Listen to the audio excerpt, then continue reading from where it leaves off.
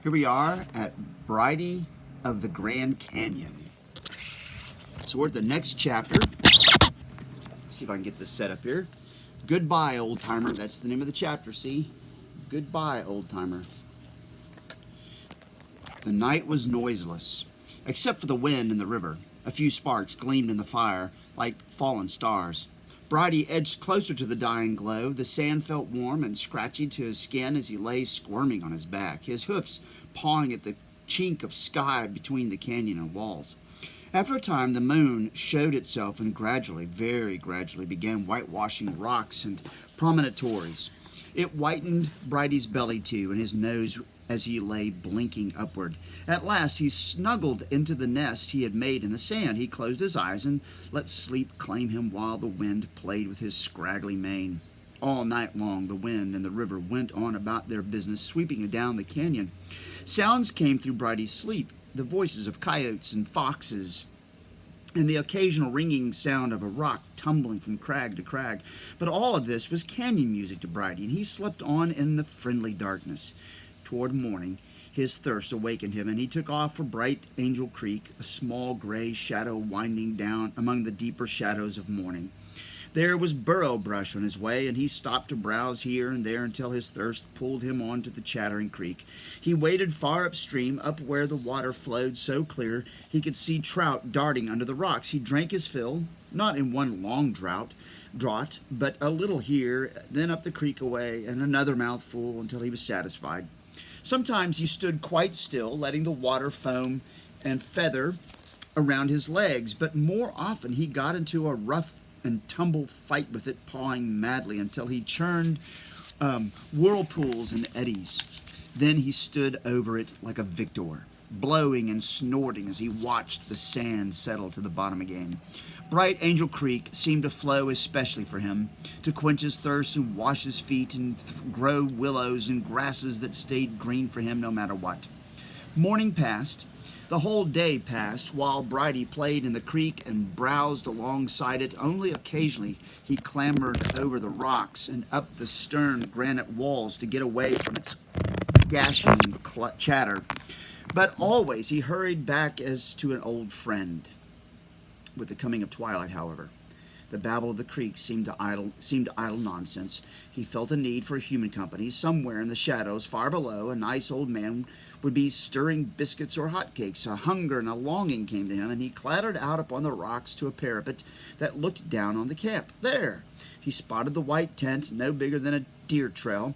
He worked himself into a bray that sounded loud and clear. When the last echo had died, he waited listening, but there was no answer. He brayed again, louder, fuller, longer, and again he waited for the answering holloa. But again there was none at all. Only the echoes growing fainter and fainter until at last they were swallowed up by silence. Even with no answer, habit was strong in him. He had to get to camp for the next hour or two. He wound along the wayward course of Bright Angel Creek. At every turn he stopped to peer down at the tent, but tonight there was no smoke curling upward, no sign of life. He looked north toward the tunnel. He was close enough now to see the ladder climbing the vertical wall. It too was empty. Old Timer was neither going up nor coming down. As Brighty reached the rift of sand on which the tent stood, his feet slowed, then stopped altogether. Muffled voices were coming from inside, and before he could sift them apart, the lion smell of Uncle Jimmy Owen filled his nostrils. "How do you like that?" a strange voice said. "Consarn it all, Jim, only once in a coon's age, me and you has a fishing spree, and what happens? Old Timer gone." "He's sure gone, Sheriff, and there's something mighty wrong here. Old Timer'd never leave this camp like this, and his watch still hanging here. If he'd gone off to Flagstaff, he would have taken it along and tidied the place. It ain't like him to leave in a hurry." Uncle Jim's voice sharpened. "Something's happened to him, sure as shooting." "You mean he's killed, perhaps? Right under my nose?" Brighty pushed the tent flap aside only to face the muzzle of the gun. "Sheriff!" Uncle Jim's voice was a command. "Save your lead. It's only Bright Angel. You remember him?" The next thing Brighty knew, A slight figure had darted around the sheriff, and a pair of friendly hands were fondling his ear. Uncle Jimmy Owen was a small-sized man, built wiry. He had sandy hair and a sandy mustache and mild gray eyes that now looked full into Brighty's, as if he expected them to tell him something, but all he saw was his own face mirrored in the black pupils. He placed his hand on Brighty's chest and gently backed him out of the tent. "Brighty," he said into the furry ears, "things look bad for our old-timer." The wind was blowing toward them, and Brighty sucked it in. A noise grew in his throat, grew into a crescendo of a bray. He faced toward the tunnel, as if his calling could penetrate the darkness and pull the old prospector out of it. "There now, Brighty, there now, feller," Uncle Jim soothed. The sheriff's voice was full of annoyance. "Quit talking to that burro and listen to me, Jim Owen." He pointed to the vertical wall arising behind him. "See that narrow scar on the right? That might be a trail leading away from the tunnel." Uncle Jim nodded. "Well, I'm going up there to follow along and see where it goes. You stay at camp, Jim, and you better have your 6-shooter ready. There may be a killer around here." The sheriff stood off with Uncle Jim, with Brighty at heel, walked over to the remains of the fire. He picked up 2 cups near the ashes. "Mark my words, Brighty, old-timer had company for breakfast. These cups still have a swallow of strong coffee in them." He nodded to himself as he picked up 2 sticky plates. "Now, I reconstructs it this way. Some fugitive from justice knew this here Grand Canyon is made up of hundreds of little side canyons to hide in. But by and by he gets hungry, see? And tired of living on fish, he smells camp smoke and victuals cooking, and, well, you know the old-timer, Brighty. He'd share his grub with you or me or anybody, and probably he couldn't help telling about the copper vein he'd struck. You know how trusting he was, then this other feller." Uncle Jim broke off as he saw the sheriff hurrying back. "It gets worse and worse, Jim," the sheriff panted, swabbing his hat brim with his handkerchief. "There's 2 sets of footprints up in the tunnel, and old-timer's pick and shovel lying there. Looks like somebody was digging and then left it in a all-fired hurry." His head went round on its neck like an owl's. "Now, if I was a criminal, where'd I hide? Uncle Jim shrugged. "The canyon's full of hidey holes. Figure yourself, Sheriff, 200 miles of dens." All right. And since you're so smart, if you was a sheriff and you spotted a fresh state claim and the owner missing, how'd you go about solving the mystery?" Uncle Jim thought a moment. His finger moved along the stripe on Brighty's back and then on the cross-piece under his shoulder. "If I was sheriff," he said at last, "I'd count on the canyon to trap my man. Ain't nothing like a canyon to squeeze a feller in.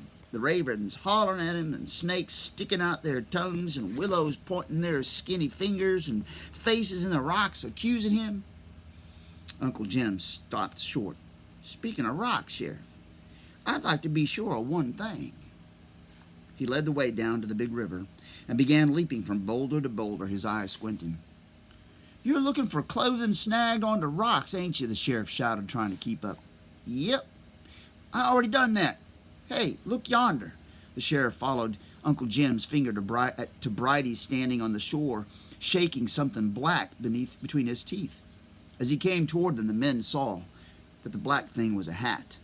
Brighty was snaking it along, playing with it, and suddenly a blue jay's feather loosened from the hat man and fell to the sand. You remember, that's the old-timer, what he did. He put that blue jay's feather in there. Uncle Jim bent down and picked up the feather. He took the hat from Brighty's mouth and carefully brushed it with his sleeve.